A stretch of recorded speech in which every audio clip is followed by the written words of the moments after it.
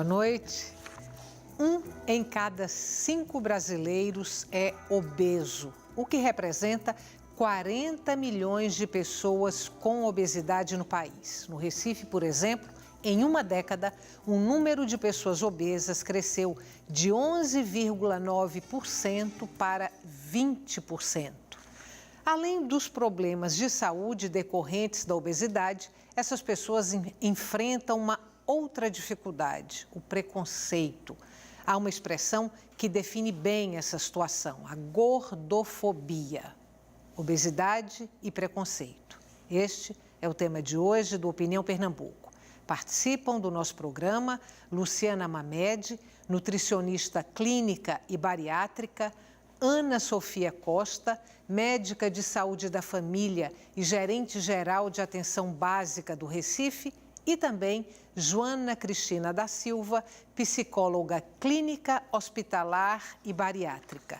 Boa noite. Boa noite. Muito obrigada pela presença de vocês hoje aqui no Opinião Pernambuco. Muito bom estar aqui. A gente vai falar da gordofobia, do preconceito, mas eu queria antes que a gente discutisse um pouco a obesidade, entendesse a obesidade e depois a gente começa a falar do preconceito. A primeira coisa, obesidade como doença. Esse conceito é relativamente novo? Não, é um conceito antigo. Antigo. E a gente hoje tenta mudar um pouco isso da cabeça das pessoas, no bom sentido de você tem uma doença, mas você pode tratar, você pode ser um novo indivíduo, você pode ser feliz com o seu peso e você pode também se prevenir dessa obesidade com várias opções de alimentos. O mercado está aí para oferecer muitas coisas boas para uma dieta bacana. E vamos supor que ele já esteja dentro do processo da doença, ele já seja um paciente obeso, um obeso grave. Ele também tem outros artifícios que ele pode utilizar da medicina, né, que seria um ponto importante, que é a cirurgia bariátrica, e que ele também vai ser muito feliz dentro desse novo processo de vida, utilizando de vida, aliás, vivendo como qualquer um de nós, normal, comendo bacana, sendo feliz com as comidas, dentro das alternativas alimentares que ele gosta também.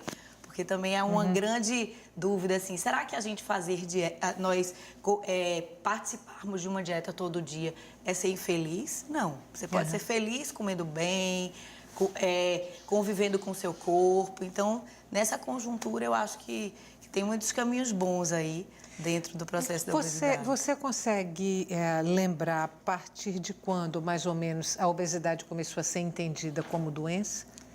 É um entendimento da Organização Mundial de Saúde, não é? Isso. Eu não sei exatamente o tempo, né? Porque isso vai acontecendo dentro do dia a dia da gente. E eu trabalho com obesidade há 25 anos e já existia esse processo aqui no Brasil. Mas, por exemplo, a gente fala de 50 anos, a gente fala de 25, 30 anos também. Então, essa coisa fica um pouco diversificada. Mas o que eu entendo é que, quando se tratou a obesidade como doença, a gente teve outros olhos para o paciente obeso. Porque antes se dizia assim, não, você é obeso porque você come errado, você é obeso porque você não está dando a devida atenção à sua alimentação, você é obeso porque você tem a obrigação de fazer dieta, você não está vendo que o seu corpo está grande, que você está pesado, então faça. Então, quando se descobriu que essa obesidade não estava sendo só um processo exógeno, ou seja, só depende da comida e sim do metabolismo dele, a coisa foi encarada de outra forma. E aí foram focados outros tratamentos e sim, o paciente começou a ser visto de uma forma diferente, de uma forma mais consciente, até pelas pessoas, entendeu? E se você entender que você tem uma doença, é sinal que você tem uma doença crônica, né? Porque há as recidivas e há os controles e você só se monitora bem se você estiver atento àquela doença. Aí você tem um carinho maior, ao invés de ser uma coisa boba de, faça dieta, você tem a obrigação de fazer. Né? Por que eu tenho a obrigação de fazer? E às vezes eu até faço a dieta, mas eu não respondo bem porque eu tenho uma doença crônica. Então hoje a gente relaciona isso muito bem. Do ponto de... Oi, você quer falar? Na verdade, assim, acho que a gente que trabalha com saúde pública, a gente viu uma mudança muito importante, porque a gente aqui há 20, 15 anos atrás, a gente fazia muita prevenção da desnutrição. E agora a gente teve uma transição para fazer a prevenção da obesidade.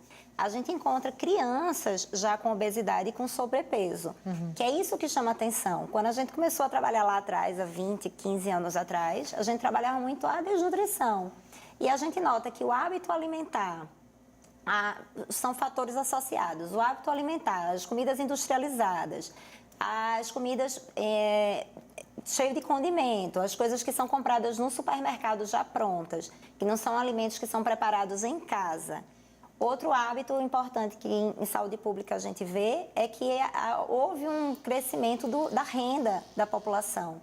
E com isso, as pessoas começam a ter mais acesso a alimentos industrializados. Junto com tudo isso, tem o problema do trabalho excessivo e as pessoas não param para fazer atividade física, fica muito no sedentarismo e a gente viu essa transição. Então, agora a gente está se deparando dentro da medicina e da saúde pública, se deparando com a gente ter que controlar, fazer a prevenção de obesidade em crianças, infantil. Quero voltar para esse ponto daqui a pouco. Eu fico logo para falar. Porque na época da universidade, quando a gente estava lá naquele auge de estudante, a gente tratava muito paciente desnutrido. Então, a questão da obesidade com paciente carente, com população carente, ela não existia. Então, hoje é o contrário. A população está bem mudada, como você bem falou no começo. Fatores emocionais. A gente já sabe que, pelo que foi colocado aqui, não é a única causa, mas é uma relação direta entre a qualidade da alimentação e o ganho de peso. Há outros fatores também. Fatores emocionais contam? Demais. A obesidade ela é multifatorial, ela vem de vários fatores, né? E um dos fatores, o emocional, a principal, autoestima, né? O paciente, a partir do momento que ele está engordando e ele fica sem saber, poxa, não como tanto, olha para o colega do lado, não come muito e não engorda, eu como... Então, ele tem que entender realmente, como a doutora Luciana falou, é uma doença, né? E ele tem que buscar esse tratamento, porque aí ele começa a entender que ele precisa buscar esse conjunto e saber que quanto mais ele se preocupa com aquilo, ele vai comer. Ele vai buscar aquela válvula de escape. E quanto mais ele come, mais ele engorda. E aí vem todas as doenças, aí, a comorbidade junto com a obesidade. E as emoções aumentam muito mais. A ansiedade tem um nível mais alto. E o estresse também faz com que ele vá comer. Então, toda essa parte emocional está ligada ao dia a dia do paciente, né? Questão a família também. Então, a prevenção é muito importante. A obesidade infantil, a gente vê hoje muito as crianças. Então, eu faço muito esse trabalho onde existe a prevenção já, o pai que opera, ou a mãe que opera, também começar a entender a alimentação vindo para casa, a questão do trabalho de um lazer, do exercício, colocar o dia a dia para aquela criança, não ficar só ela envolvida nas questões escolares, né? Olha só, vocês colocaram aqui a obesidade como uma doença. A gente sabe, e a gente viu na abertura do programa, que o número de pessoas obesas vem aumentando no Brasil, no mundo e no Recife. Por que, então, se a obesidade é uma doença, se esse número de pessoas obesas está crescendo, por que as pessoas estão adoecendo? Na verdade, a gente nota que o hábito, assim, basicamente o hábito alimentar, ele está muito distorcido. E, na verdade, as pessoas, elas comem muito mal. Elas comem muitos alimentos industrializados. Houve, no Vigitel, que é um inquérito telefônico que eles fazem em todas as capitais brasileiras. O Vigitel faz com adultos. Mas a gente sabe que o adulto refere à educação que ele vai dar para a criança. E aí você vê que a ingesta de feijão e arroz, que é um alimento saudável, ela tem diminuído. A ingesta de frutas e hortaliças, são poucas as pessoas que fazem isso. Então, na verdade, a gente nota que o hábito alimentar está muito ligado à obesidade, a questão do aumento da obesidade. Lógico que tem o fator genético também da diminuição do metabolismo, que não é só alimentação. tem também a prática de exercício físico. A gente nota que muitas pessoas hoje em dia elas são sedentárias, o que faz o quê? Uma diminuição de gasto calórico e acaba a pessoa engordando. Então, o que a gente hoje foca, principalmente em medicina da família, em saúde da família, no programa Saúde da Família, é a gente trabalhar com promoção e prevenção.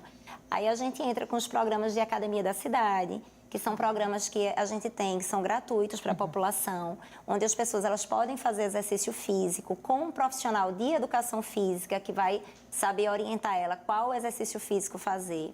A gente tem também práticas integrativas, que são em alguns centros nossos, unidades complementares de práticas integrativas, onde a gente faz também esse controle da ansiedade que você falou, porque muito está ligado a isso. Então, a gente faz práticas tanto de alimentação saudável, como também de relaxamento. Por exemplo, a yoga, o tai chi chuan, que é uma coisa para você poder entrar no seu equilíbrio. Outro programa que a gente viu e que foi uma grande surpresa para a gente tem um programa que é Saúde na Escola. E o Saúde na Escola, ele faz a avaliação física das crianças que estão nas escolas, nossas escolas municipais. E a gente viu que naquela faixa etária de 7 a 10 anos, a gente teve um crescimento de crianças com obesidade, crianças com sobrepeso, crianças com pressão limítrofe e até mesmo com nível 1 e 2 de pressão arterial, de hipertensão. Então, assim, a gente se preocupou muito, porque a gente viu que realmente a obesidade, ele estava já influenciando na vida das crianças, na qualidade de vida das crianças. E como é importante que a gente, dentro da infância, a gente já acostume as pessoas a ter uma alimentação saudável. Sem dúvida. Eu acho que essa coisa da prevenção principalmente dentro da obesidade, né? Falando de obesidade mesmo, é uma coisa essencial. Eu digo muito para os pacientes adultos que a gente sabe que são filhos e que vêm de uma família de obesos e tem filhos obesos. Então, gente, vamos prevenir esse pessoal que você já está formando aí, entendeu? Então, essa coisa da reeducação eu acho fantástico. E o que me preocupa muito, voltando à questão que você colocou aí muito bem, em relação à alimentação, à oferta e tudo, é que a coisa da fruta, da verdura, não está na moda, né? Não é interessante. Então, eu digo muito para os meus filhos, leva uma frutinha para o colégio. Ah, não, mãe. Como é que eu vou cortar na hora? Como é que eu vou fazer com o talher? Como é que dificuldade. E aí, a dificuldade. Já coloca a dificuldade. Aí o coleguinha vai dizer, você trouxe uma fruta? Ah, não, eu trouxe um salgadinho, eu trouxe um biscoito, chocolate. Né? Essa praticidade, gente, tem envolvido todo mundo de um jeito. E aí, dentro da praticidade, tá sódio. Dentro da praticidade tá carboidrato. O carboidrato estimula prazer. O prazer, ele tem que estar associado também, porque ele está cheio de estresse, ele está cheio de ansiedade. Então, eu digo que essa conjuntura toda da mudança de vida, do estilo de vida que você colocou no início, né, da pessoa, não vou na cozinha, não. Vem alguém que traz para mim um copo d'água, ou o controle remoto na televisão. Antigamente, eu não tinha nada disso, eu estava brincando no jardim. Então, todas essas mudanças somadas também chegam perto e formam a obesidade. Então, eu acho que a prevenção, ela tem que vir desde pequenininho. Exatamente. Como você está fazendo aí dentro. E outra coisa, a atividade física dentro do projeto juntinho, E né? aí foi quando a gente viu essa necessidade, diante dessa avaliação física dessas crianças, que a gente viu, a gente tem que fazer um projeto que a gente trabalhe com prevenção e promoção à saúde. E que envolva a criança e os pais, porque também não adianta você fazer só com as crianças sem envolver a família. Muitas vezes demanda uma reeducação alimentar da família inteira para que aquilo ali surta efeito, ele dê resultado. Aí a gente começou com um projeto, #Ligados na Saúde, onde a gente integra a Academia da Cidade com os profissionais da gente de educação física, o NASF, que é o Núcleo de Apoio à Saúde da Família, onde a gente tem nutricionista, tem psicólogo, a gente tem TO, fisioterapeuta. As práticas integrativas também, para que a gente consiga fazer grupos de trabalho, que aquelas crianças elas comecem a entrar na mudança de estilo de vida. Joana, uma curiosidade, eu te apresentei aqui, falei que você era psicóloga clínica, hospitalar e bariátrica. Quando eu digo psicóloga bariátrica, isso corresponde a um atendimento direcionado para pacientes que fizeram ou vão fazer a cirurgia, é isso? Isso. É uma especialidade? É uma especialidade que o Conselho, né, de Psicologia ainda não, no Brasil, ainda não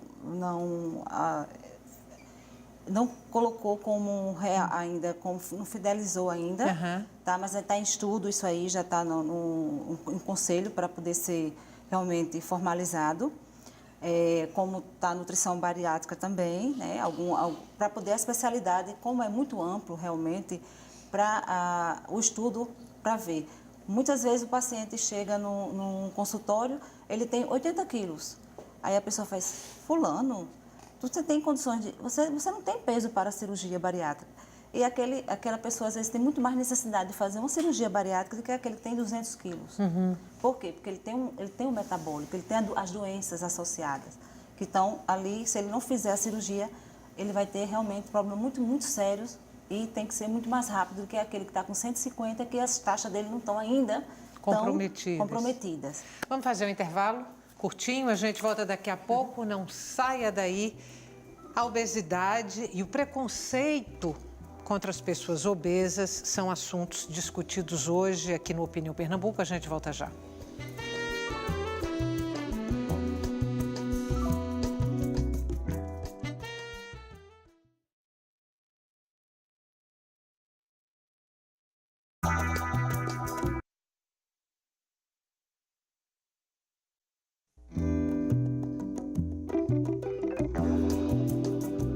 Estamos de volta. O Opinião Pernambuco de hoje fala sobre gordofobia, o preconceito de que são vítimas principalmente as pessoas obesas, mas às vezes também aquelas que estão acima do peso ideal. Participam do nosso programa Luciana Mamed, nutricionista clínica e bariátrica, Ana Sofia Costa, médica de saúde da família e gerente-geral de atenção básica do Recife, e também Joana Cristina da Silva, psicóloga clínica, hospitalar e bariátrica. Olha só, no primeiro bloco a gente estava falando aqui da obesidade como doença, problemas decorrentes da obesidade, algumas causas relacionadas à obesidade.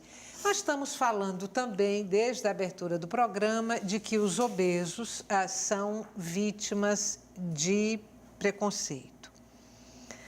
A minha pergunta é, se essas campanhas extremamente bem-vindas de prevenção à obesidade, se elas não podem ser também opressivas, aí tentando fazer uma associação com a gordofobia. Se cuide porque você é uma pessoa doente, porque você pode ficar doente se você é gordo. Essas campanhas não podem ser opressivas tanto quanto um determinado padrão de beleza rigoroso, que é o que a gente tem hoje? Essa questão me preocupa bastante, porque essas referências, elas estão na cabeça, aliás, nas cabeças de cada um de forma diferente, né? Então, se eu estou dentro de uma família e eu sou obeso, uma família de pessoas mais magrinhas e tal, e aquelas pessoas são muito focadas nesse processo de quero ser magro, muito magro, eu vou me sentir muito diferente, eu vou ser cobrado também de forma diferente. Mas será que eu estou realmente dentro dessa classificação? Eu preciso procurar um profissional, eu preciso de um atendimento tanto nutricional quanto psicológico, quanto médico, para a gente começar a conhecer aquele paciente, a família entender que realmente ele é um bloco de situações e não só aquela imagem, né? E tratá-lo como um indivíduo comum. A partir do momento que se tem o diagnóstico, e tratar como doença. E não buscar ser magro pura e simplesmente por ser magro, né? E acho que ele tem que estar dentro de um processo de inclusão muito tranquilo, muito maravilhoso. Hoje todo mundo sabe que pode ter vários momentos dentro, até do processo de tratamento de qualquer doença crônica, e ele pode ter momentos de estar mais magro, ele pode ter momentos de não tá fazendo o controle devido, mas se a família apoiar, se a sociedade apoiar, e se ele estiver dentro de uma equipe, eu acho que ele vai estar mais tranquilo, entendeu? Eu acho que ele vai saber... Vou passar para a Joana e já volto para você. Pode falar bacana. Joana, uma pessoa com sobrepeso, que não tem problema nenhum de saúde, Certo. se ela quiser continuar com sobrepeso, é legítimo? Pode, ou do ponto de vista de uma prevenção, mesmo ela estando com taxas equilibradas, mesmo ela sendo feliz com o corpo que tem, é melhor que ela pense num processo de emagrecimento? É melhor que ela pense no processo de emagrecimento se ela já tem se ela vem de uma família já que tenha um ponto genético, tá? Ela pode estar no peso normal, porém ela pode ter um avô, um tio, mesmo que os pais sejam magros. Mas se ela tem, ela já precisa pensar, porque ela pode estar um pouco acima do peso. Você falou normal, acima do peso, desculpa? Eu falei sobrepeso. Sobrepeso, pronto. Então, ela já está no sobrepeso. Então, ela tem que ter esse alerta. Se ela não tem a genética, ela tem que buscar realmente de onde está vindo esse sobrepeso dela. Tá? Porque aí ela está faltando exercício, ela tem que buscar para poder ter o equilíbrio. Não dá, então, para ser feliz com sobrepeso sem uma pontinha de preocupação? Não por conta das doenças, né? A obesidade, infelizmente, ela vem não só com o peso pesado, ela vem com as doenças associadas. E são essas doenças que realmente preocupam, porque é uma questão só de tempo.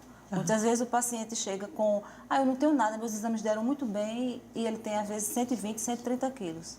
Acontece o quê? Com um ano, ele chega com totalmente outro estágio clínico. Ele vem com 3, 4 tipos de doenças e preocupantes. Então, é uma questão só de tempo. Vamos voltar para a questão da opressão, assim, de um padrão estético opressivo. E eu tinha feito a pergunta se essas campanhas de prevenção não podem também funcionar como opressão para essa população eu acho que isso está que você acima está do falando é peso. extremamente importante e a gente tem que fazer essa inclusão com muita delicadeza. A gente tem uma pesquisa que a gente até ficou impactado quando viu, do professor Malaquias, que é um pesquisador do IMIP, e quando o professor Malaquias mostrou que as pessoas obesas, eles tinham dificuldade de procurar, por exemplo, o programa Academia da Cidade, que é o nosso programa, porque eles se sentiam excluídos. Muitas pessoas diziam, não vai conseguir fazer a aula, não vai, porque esse gordo está aqui fazendo. Então, assim, vinha essas referências. E a gente ficou muito impactado com isso, e a gente viu, a gente tem que agir nisso. Então, a gente tem que fazer essa inclusão com delicadeza. Essa inclusão, ela vem pelo trabalho das equipes de saúde da família, que conhecem o paciente, que acompanham aquela linha de cuidado do paciente e que começam a fazer a referência dele para que ele procure o programa Academia da Cidade, porque estamos preparados para recebê-los. É importante que a gente tire esse preconceito das pessoas que são obesas, que elas têm que ocupar os espaços públicos, elas têm que ocupar os parques, as praças, nossos polos de Academia da Cidade. É muito importante a gente fazer isso. Agora, essa inclusão tem que ser feita realmente com delicadeza. Oi. Só complementando um pouco, talvez onde você também esteja querendo chegar, em relação à questão assim, eu busco ser magro, as campanhas, todos, né, assim, envolvendo realmente essa magreza, eu acho muito importante também uma equipe ou pessoas que trabalhem com o processo de envolvimento tanto de alimentação, quanto de emoção, quanto da parte de saúde mesmo, conscientizar o paciente de que ele pode... eu até entendi um pouco aquela pergunta que você fez para a Joana, porque a questão do sobrepeso, às vezes, não quer dizer que ele já esteja doente. Então, na hora que a gente está lá com o paciente, que você vê, tem um exame que a gente faz chamado bioimpedância, que ele faz uma segmentação do corpo.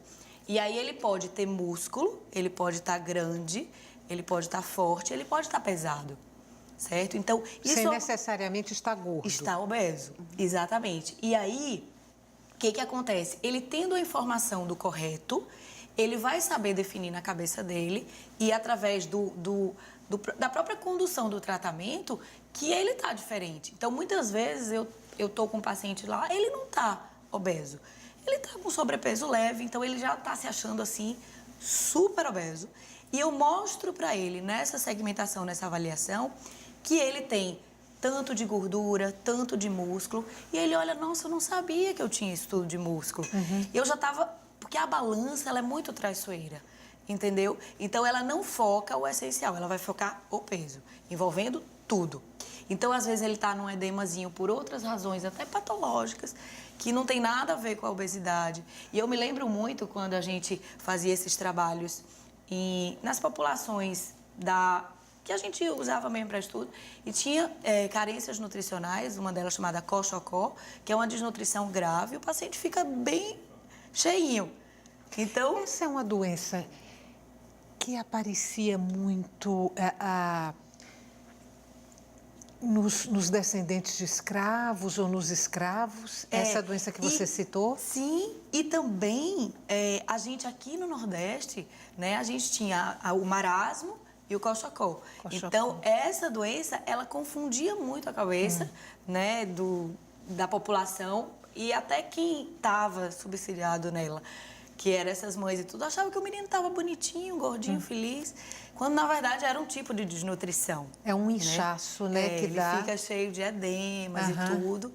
Então, eu acho que essa classificação que você estava querendo dizer, e até com a mídia também ajuda muito a fortalecer isso. A magreza, sim, né? Mas que magreza, né? Que classificação. Então, quando classifica o indivíduo, e eu sempre digo uma coisa que eu acho muito importante, individualmente. Então, você tem que avaliar o paciente, não achar que todo mundo está dentro do mesmo bloco, né?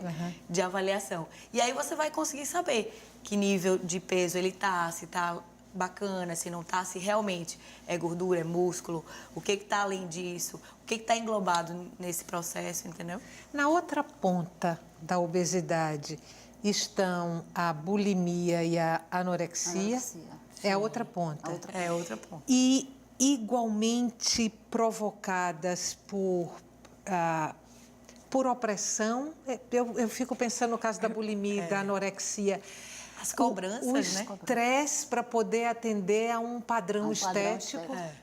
É isso? Isso aí, é um padrão estético. E muitas vezes esse padrão estético que é demonstrado na mídia, ele é inacessível. Isso. Então, assim, ele não é um padrão estético saudável e nem é fácil de se conseguir. Então, as pessoas acabam se deturpando da sua aparência para querer buscar uma aparência que ela está vendo naquela atriz ou naquela modelo. Se mutila, né? Ele se mutila totalmente a pessoa que é para ser o outro, aquilo que ele não é. E é por isso que no tratamento da obesidade, assim como da bulimia e da anorexia, a gente tem uma equipe multidisciplinar. Eu acho que até está resgatado aqui no programa, quando vocês chamam 3 categorias profissionais diferentes, que isso é extremamente importante. Eu acho que o tratamento ele tem que ser com a equipe multidisciplinar, porque cada um vê um pedacinho daquela especificidade do problema. Que o problema é muito complexo, né? E a obesidade é uma doença multifatorial, né? Então, ela tem vários fatores, ela engloba várias coisas. Eu li que a falta de sono também pode provocar o aumento de peso. Por quê? Porque você no sono, quando você o sono pesado mesmo, o sono que você repousa, que você relaxa, há uma mudança de serotonina, que é um hormônio, e melatonina, que faz a queima da glicose. Então, isso é muito importante. Aí você vê com as pessoas extremamente ansiosas, extremamente ligadas no celular a hora toda, inclusive durante a noite, que o celular toca, já deixa do lado da cama. Então, assim, você não consegue entrar nesse sono profundo. E se você não consegue, você não tem essa queima de glicose que aconteceria se você tivesse um sono reparador e tranquilo. Ou seja, dormir bem é fundamental. É fundamental. A alimentação saudável é fundamental, o exercício físico é fundamental, você dormir bem é fundamental. Na verdade, é uma mudança de hábito, é você buscar mesmo um hábito saudável. Eu quero voltar e aí vou lá para o seu consultório. Eu quero voltar para a questão do preconceito. Ele costuma gerar sofrimento ou muito sofrimento? Muito sofrimento. O paciente, ele realmente ele não tem, ele é uma referência, né?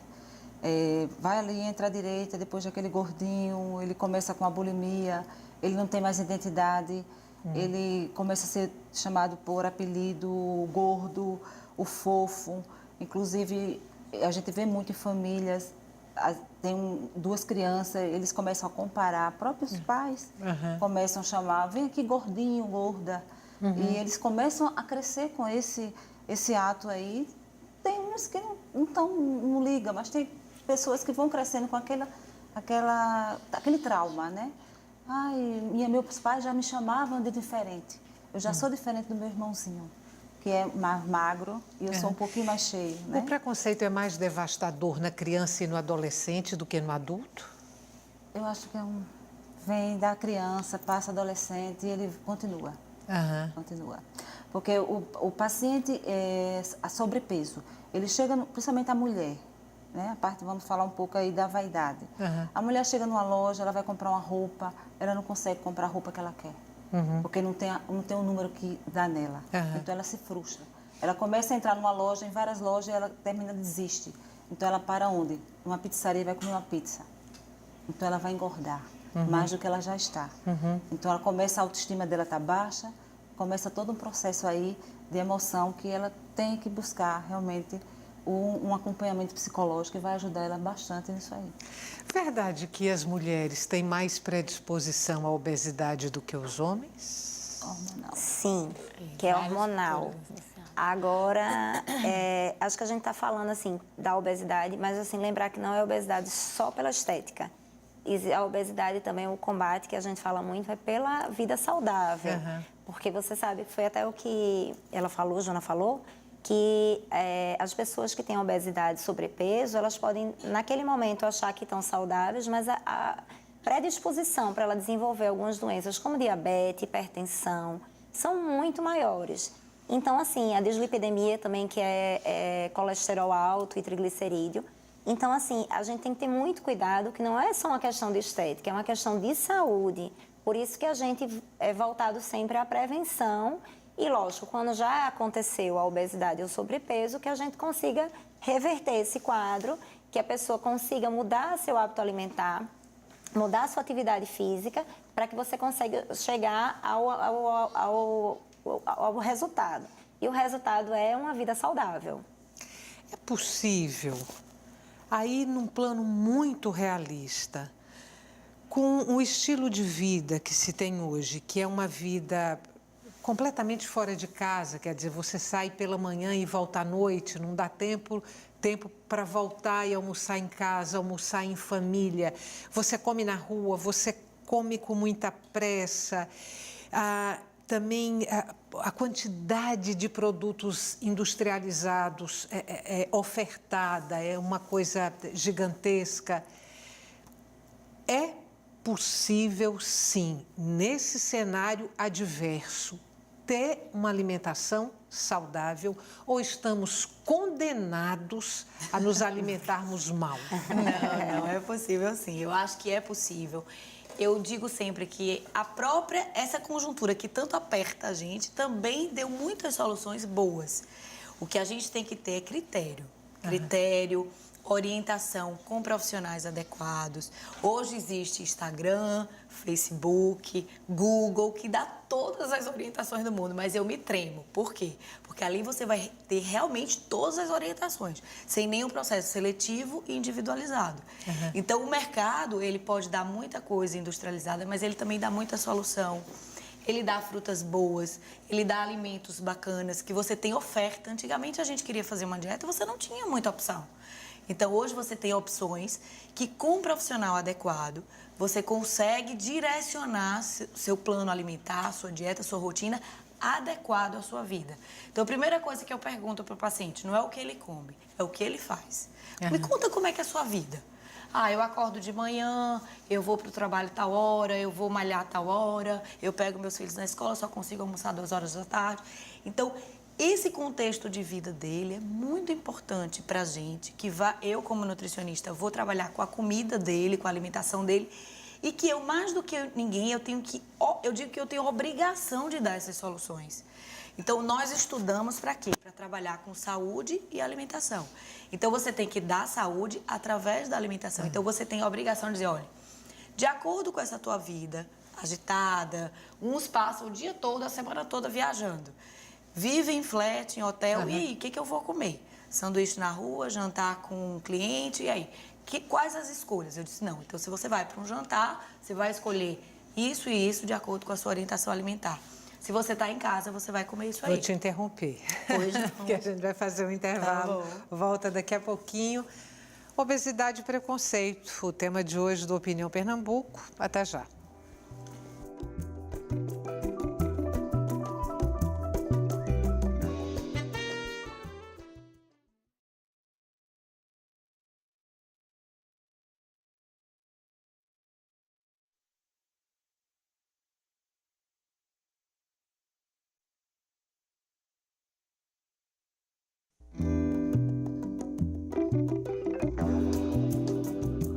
Estamos de volta para o terceiro e último bloco do Opinião Pernambuco. No programa de hoje, nós falamos sobre obesidade e preconceito. Participam do nosso programa Luciana Mamed, nutricionista clínica e bariátrica, Ana Sofia Costa, médica de saúde da família e gerente geral de atenção básica do Recife, e também Joana Cristina da Silva, psicóloga clínica, hospitalar e bariátrica. Joana, uma outra dúvida.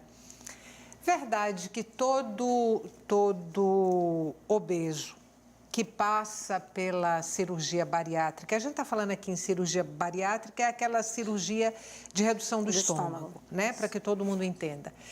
O paciente que passa por essa cirurgia, necessariamente ele vai desenvolver alguma compulsão depois? Veja, ele já tem uma compulsão, tá? Que no caso seria por comida. Seria por comida, tá? A maioria, não todos, mas a maioria sim. E com isso, ele vai sempre focar em algo. Eu costumo dizer assim, foque no trabalho, veja o que você gosta mais de fazer. Não vamos ver uma coisa que seja ruim para você. E ele começa a ver novos horizontes. Ele tem que fazer, porque são escolhas. A vida da gente são feitas de escolha. Então, ele fez a cirurgia, ele tem que ter a escolha e saber que ele vai ter que comer de 3 horas. Ele vai mudar o hábito dele, porque se ele continuar com o mesmo hábito, ele vai ter a recidiva lá na frente.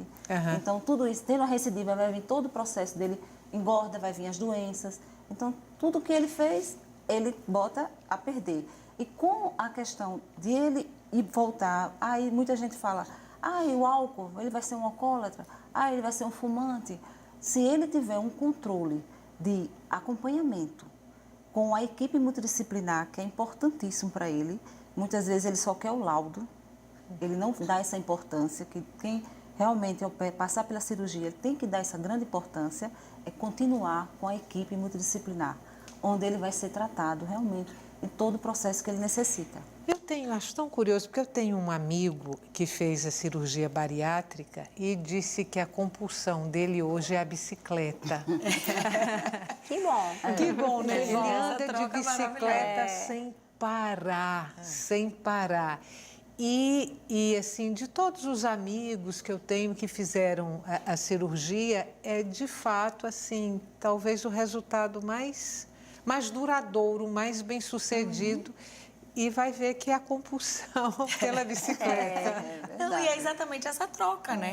Ele trocou o foco, como a Joana falou, e aí ele está buscando se manter ali naquele foco. E hoje eu também, só complementando os seus amigos, eu também tenho visto os próprios pacientes muito focados na atividade física.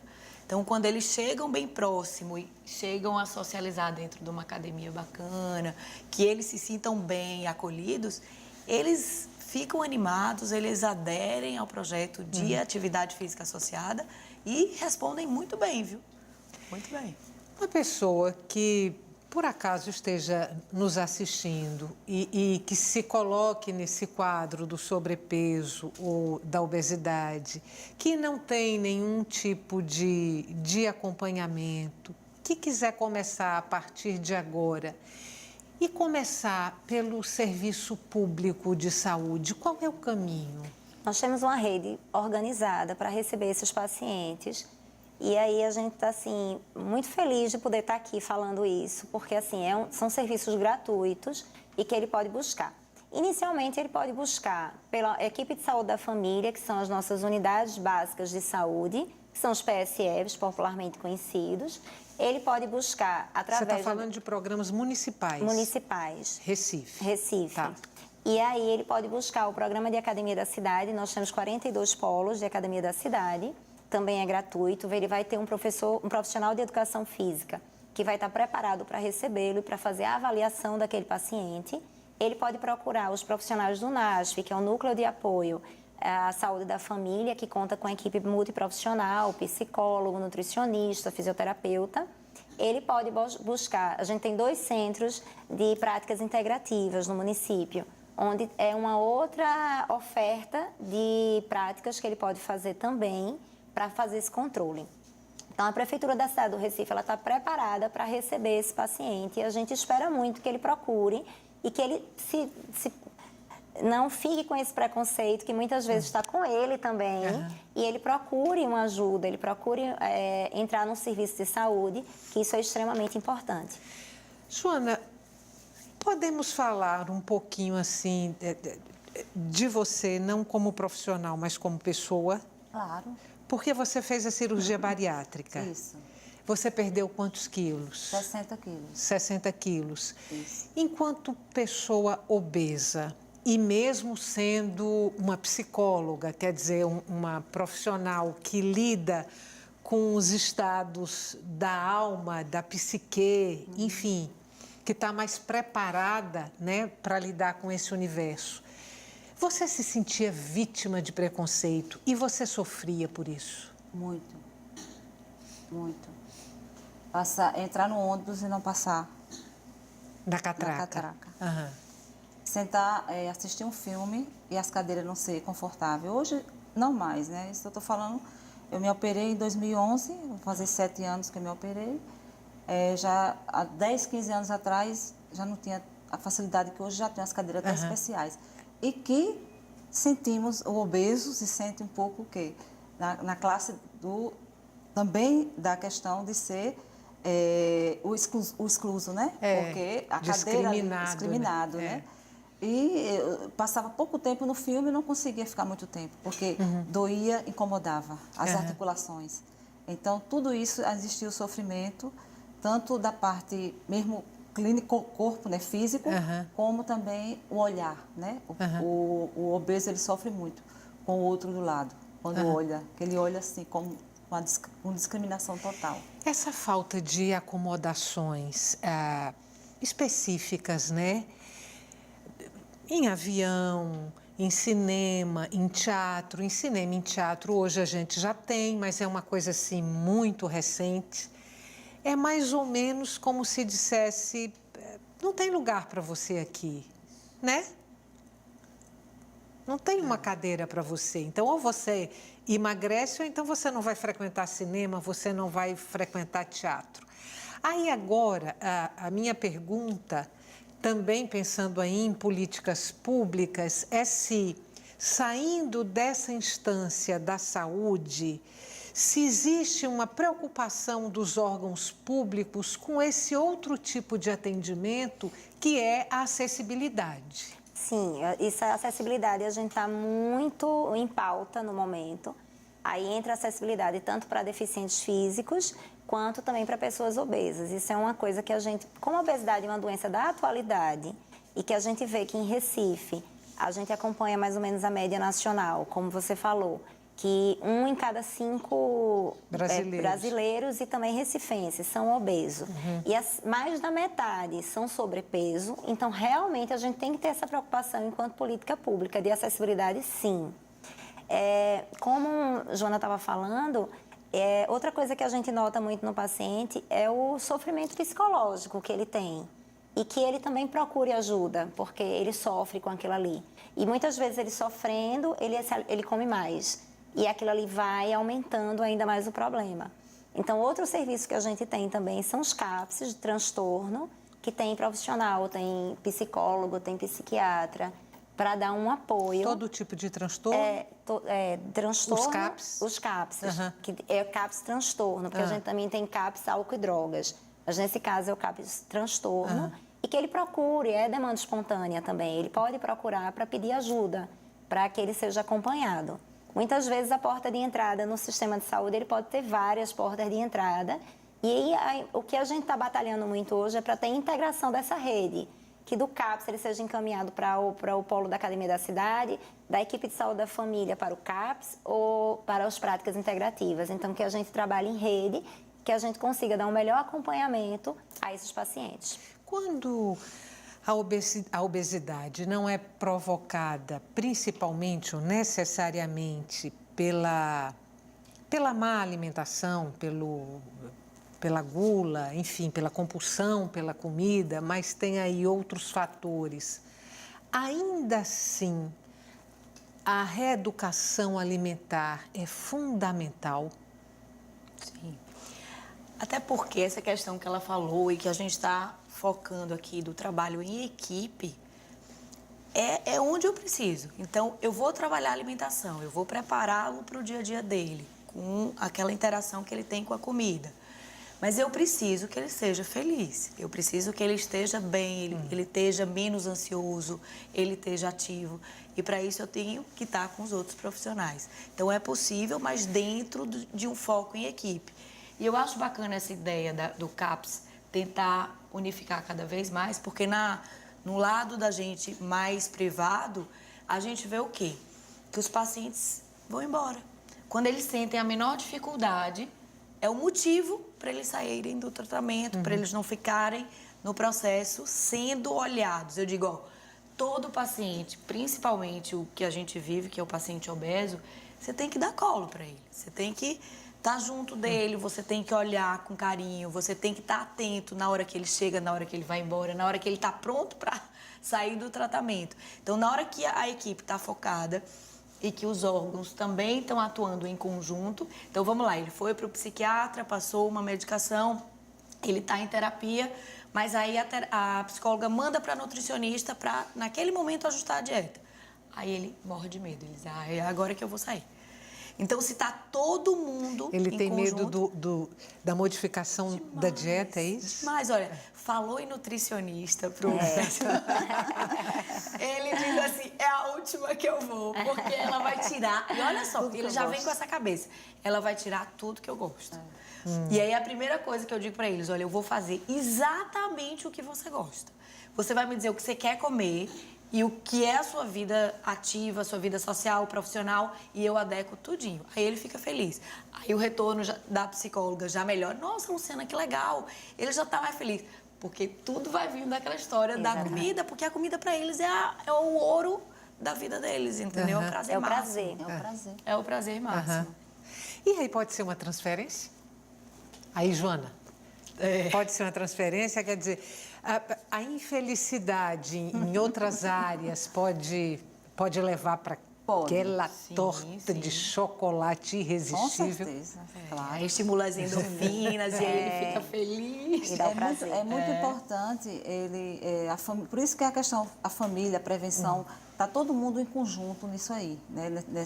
Em alerta, quando o paciente está passando por uma dieta, o estímulo, né?